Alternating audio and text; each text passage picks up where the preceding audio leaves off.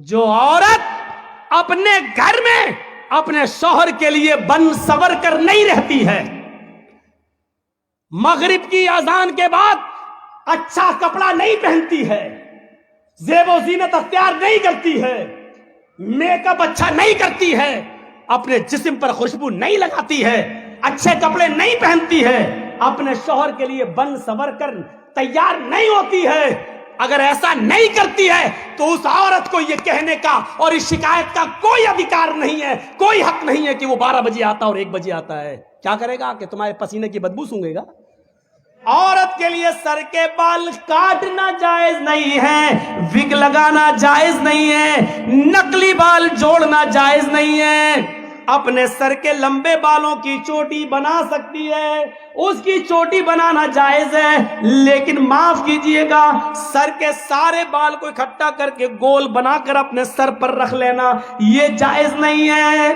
گھر کے اندر کر سکتی ہے، گھر کے باہر جوڑا بنا کر بال لپیٹ کر اور ادھر اکٹھا کر لینا، کلپ لگا لیتی ہیں اور اتنا اونچا کر لیتی ہیں، لگ رہا جیسے قطب مینار اپنے سر پہ کھڑی کر دی اس نے، یا ایسا لگتا ہے جیسے ٹلو پمپ رکھ دیا ہو موٹر۔ یہ جائز نہیں ہے، لیکن ہاں اپنے گھر کے اندر ہے، گرمی لگتی ہے عورتوں کو، کیا کریں، گھر کے اندر ٹھیک ہے، شوہر کے لیے ٹھیک ہے، لیکن گھر کے باہر جا رہی ہے تو پھر وہ جوڑا اپنے سر کے سارے بال سر پر ایک جگہ اکٹھا کر کے کلپ لگا کے نہیں جا سکتی ہے۔ عورت کے لیے بجنے والی کھنکنے والی کوئی چیز پہن کر گھر سے باہر نکلنا جائز نہیں ہے، نہ وہ چوڑیاں پہن کر نکل سکتی ہے، نہ وہ پیروں کی پائل و پازیب پہن کر گھر سے باہر نکل سکتی ہے۔ ہاں سن لو میری ماں بہنوں، اونچی ایڑی کی چپل پہن کر بھی، اونچے ہل کی چپل پہن کر بھی تم گھر سے باہر نہیں نکل سکتی ہو، تمہارے لیے جائز نہیں ہے، کیونکہ وہ بھی بچتی ہے۔ جب تم اونچے ہل کی چپل پہن کر نکلتی ہو تو وہ سیمنٹ کی بنی ہوئی سڑکوں پر آواز کرتی ہے، کھٹ کھٹ کھٹ، وہ ادھر آواز کرتی ہے کھٹ کھٹ کھٹ، ادھر نوجوانوں کے دل دھڑکتے ہیں دھک دھک دھک، سننا پڑے گا۔ یہ بے حیائی تمہاری طرف سے آ رہی ہے، بچنے والی کوئی بھی چیز عورت گھر سے باہر پہن کر نہیں نکل سکتی ہے۔ ہاں یہ وَأَحْسَنَتْ فَرْجَهَا، اپنی شرمگاہ کی حفاظت کرو، یعنی موٹا لباس پہنو، اچھا لباس پہنو، جسم کا کوئی حصہ نمایاں نہیں ہونا چاہیے، اور شرمگاہ کی حفاظت شوہر کے علاوہ کہیں اور نہیں۔ اور چوتھی چیز وَأَطَاعَتْ بَعْلَهَا، اور اپنے شوہر کی اطاعت کرو، اپنے شوہر کی فرما برداری کرو، اپنے شوہر کی اطاعت کرو، اس میں کمی نہیں ہونی چاہیے شوہر کی اطاعت میں۔ ایک اور مسئلہ بتا دوں، شوہر کی اطاعت میں کمی نہیں ہونی چاہیے، لیکن شوہر کو بھی نہیں چاہیے کہ وہ زبردستی اپنی بیوی سے کہے اے یہ میرے کپڑے ہیں، چلو ٹھیک ہے تمہارے کپڑے دھو دے گی، یہ میری ماں کے کپڑے ہیں اس کو بھی دھلو، یہ میرے باپ کے کپڑے ہیں اس کو بھی دھلو، یہ میری بہن کے کپڑے ہیں، نند تمہاری نند، اس کے بھی دھل دو۔ آپ یہ زبردستی نہیں کر سکتے ہیں، آپ کی بیوی ہے وہ نوکرانی نہیں ہے، پیار سے چاہو تو سب کچھ کام لے سکتے ہو۔ دیکھو میری بھی، تم تو جانتی ہو میری ماں کا میرے علاوہ کوئی نہیں ہے، ایسا ہے نا کہ میری ماں تمہاری ماں جیسی ہے، تمہاری ماں کبھی بیمار ہوگی تو ہم بھی اس کو لے جائیں گے، پیار سے تم جو کام لینا چاہو لے لو، لیکن شریعت کا حکم نہیں ہے کہ وہ تمہارے باپ کے کپڑے دھوئے، تمہاری ماں کے کپڑے دھوئے۔ شریعت کا تو یہ بھی حکم نہیں ہے کہ وہ تمہارے بچے کو دودھ پلائے، بچہ تمہارا ہے، دودھ پلاتی ہے تو یہ اس کا رحم و کرم ہے، اگر وہ دودھ پلانے کی اجرت اور پیسہ مانگے تو تمہیں دینا پڑے گا۔ ہاں مولانا صاحب یہ مت بتاؤ، کیوں ڈر لگ رہا ہے؟ کیوں؟ ارے آپ تو بڑے بہادر ہو، آپ تو بھک منگنی گاڑی پر جو ملی ہے یاما اور ہیرو ہونڈا، اس پر ساڑی پہنا کر نئی نویلی اور الٹا بیوی کو موٹر سائیکل پہ بٹھا کے چلتے ہو، لپسٹک لگوا کے اور دکھاتے ہو کہ دیکھو یہ میری بیوی ماشاءاللہ کتنی خوبصورت ہے دیکھو، اور بعد میں چرچے ہوتے رہے فلاں کی بیوی کتنی خوبصورت۔ یہ تو تم نے دن دکھائے نا، تم نے، تم نے یہ دن دکھائے ہیں. اب وہ شادیوں میں اچھے کپڑے پہن کے جا رہی ہے تو تمہیں برا کیوں لگ رہا ہے؟ لے کے تو تم گئے ہو. میری بہنوں ایک نصیحت تمہارے لیے بھی سنو. اکثر شکایتیں سننے میں آتی ہیں کیا؟ میرا شوہر 12 بجے رات میں گھر آتا ہے, میرا شوہر 1 بجے رات میں گھر آتا ہے. ہاں بہت غلط کرتا ہے, نہیں آنا چاہیے.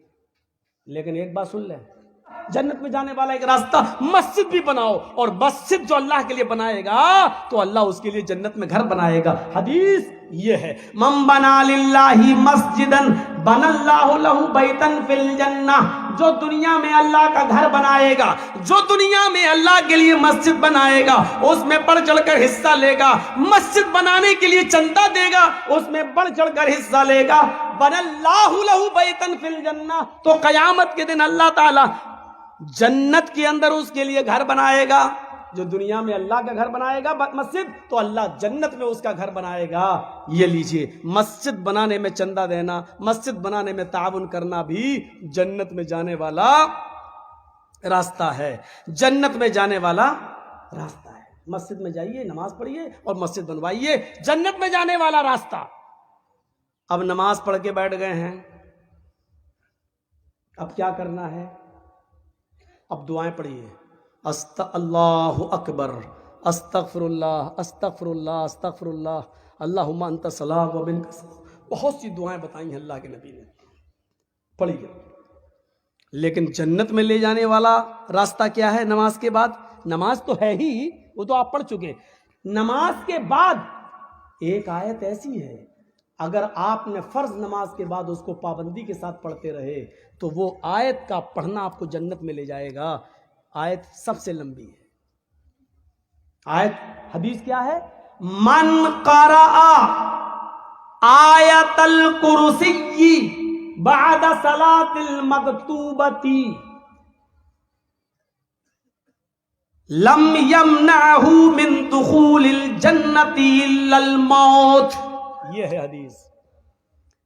جس آدمی نے ہر فرض نماز کے بعد, آدمی ہی نہیں عورت بھی اس میں شامل ہے, اب آدمی بول دیتا ہوں میں, تھوڑا سا لہجہ یہ ہو گیا ہے نا, اس میں جتنی بھی باتیں بتا رہا ہوں اس میں عورتیں بھی شامل ہیں. یہ مت سوچنا یہ تو آدمی کے لیے کہہ دیا مولانا نے, نام بھی لے لیا جس آدمی نے, نہیں, اس میں آپ بھی شامل ہو میری بہنوں, میری ماؤں, میری قوم کی بیٹیوں, اس میں آپ بھی شامل ہو. من قرأ, آج اتنی حدیثیں میں پڑھ رہا ہوں آپ کے سامنے, اپنی پوری زندگی میں اتنی حدیثیں میں نے کبھی نہیں پڑھی. سنیے, من قرأ آیت الکرسی بعد صلاة المکتوبۃ, جس نے ہر فرض نماز کے بعد جس نے آیت الکرسی پڑھ لی اور اس کو اپنا معمول بنا لیا, عادت بنا لی, لم یمنعہ من دخول الجنۃ الا الموت, اس کو جنت میں جانے سے سوائے موت کی اور کوئی چیز نہیں روک رہی ہے. اس کو جنت میں جانے سے سوائے موت کی اور کوئی چیز نہیں روک سکتی ہے. یعنی یہ آدمی جنتی ہے, یہ آدمی جنت میں جانے سے صرف اس لیے رکا ہوا ہے کیونکہ اس کو موت نہیں آ رہی ہے. موت آئے گی اور جنت میں چلا جائے گا. اس آدمی کو جنت میں جانے سے صرف موت روک رہی ہے, مرا اور جنت میں داخل. یہ لیجئے کتنی بڑی فضیلت ہے. لیکن اس فضیلت کو حاصل کرنے کے لیے معاف کیجئے گا, آیت الکرسی آپ کو یاد کرنا پڑے گی. آپ کو جنت کا خزانہ مل گیا. میری بہنوں سنو, چھوٹی سی دعا ہے, چھوٹی سی, اور یاد بھی ہوگی, لیکن ہم پڑھ نہیں رہے. بس الا ادلکم علی کنز من کنوز الجنہ. اللہ کے نبی صحابہ کرام کے اندر بیٹھے ہوئے ہیں, صحابہ کرام جیسے آپ لوگ بیٹھے میرے سامنے, ایسے اللہ کے نبی درس دے رہے ہیں, نصیحت کر رہے ہیں, اور آپ ان سے پوچھ رہے ہیں کیا میں تمہیں جنت کے خزانوں میں سے ایک بہت بڑا خزانہ نہ دے دوں؟ کیا تم جنت کا بڑا خزانہ لوگے؟ اچھا خزانہ سمجھتے ہیں نا, اللہ کا شکر ہے. کیا میں تمہیں جنت کا سب سے بڑا خزانہ نہ دے دوں؟ جنت کے بہت بڑے بڑے خزانوں میں سے ایک بڑا خزانہ ہے, کیا میں تمہیں نہ دے دوں؟ صحابہ نے کہا قالوا بلا, کیوں نہیں, اے اللہ کے رسول ضرور دیجئے, خزانہ ہو جنت کا کون نہیں لے گا. قل, اللہ کے نبی کہتے ہیں کہو, لا حول ولا قوت الا باللہ, لو کس کو یاد نہیں ہوگی یہ؟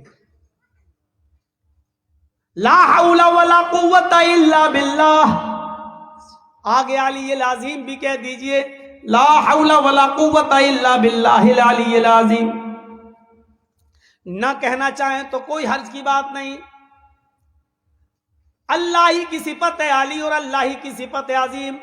علی کے معنی جو بلند ہے اور عظیم کے معنی جو بڑا ہے. لا حول ولا قوت الا باللہ اتنا بھی کافی ہے. اور چاہو تو اس کے آگے الا باللہ باللہ کے بعد العلی العظیم کہہ کر اس کی دو صفتوں کو بھی بیان کر دیجئے. جو شخص اس کو اپنا وظیفہ بنا لے لا حول ولا قوت الا باللہ اڑتے بیٹھتے چلتے پھرتے اس دعا کو پڑھتا رہے تو سمجھ لو کہ اس کو جنت کا ایک بہت بڑا خزانہ مل گیا. لا حول ولا قوت الا باللہ کی کتنے درجے ہیں؟ ہم صرف ایک ہلکا درجہ بتلا رہے ہیں. اللہ کے نبی صلی اللہ علیہ وسلم نے فرمایا سب سے ہلکا مقام اس کا یہ ہے, سب سے ہلکا فائدہ یہ ہے کہ آپ کو جو ٹینشن ہے, جو غم ہے, جو آپ کی دماغ میں الجھنے ہیں, آپ کا دماغ مائنڈلی ڈسٹرب ہے, دنیا کی تمام باتیں آپ سوچتے رہتے ہیں, لا حول ولا قوت الا باللہ آپ کے دماغ کی الجھنوں کو, ٹینشنوں کو ختم کر دیتا ہے. یہ دماغی الجھنوں سے آپ کو نجات دلاتا ہے.